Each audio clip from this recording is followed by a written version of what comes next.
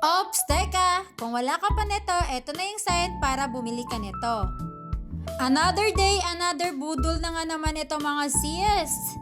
Kaka-scroll ko nga dito kay TikTok, napakagandang budol na naman ang nakita ko.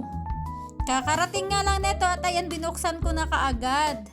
Eto na nga yung sinabi ko sa inyong napakagandang budol sis, itong ating Go Shavy. So tingnan na nga natin kung anong meron ito sa loob. Lagayan pa lang sis, mukhang maganda na talaga. Kasama na pala nito isang charging cable, manual, or quick start guide. Diyan nga natin mababasa sis lahat ng pwede nating malaman or dapat alamin about nitong ating Go Shavy. So kailangan talagang basahin natin yan sis bago natin gamitin. At syempre, itong kanyang isang microfoil head, isang cleaning brush, at syempre, itong ating Go Shavy hair remover device.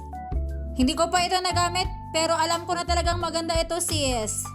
Napaka-affordable lang ito mga sisi ko, kaya kung gusto nyo to, huwag kayong mag-alala, ilalagay ko dyan sa baba yung link.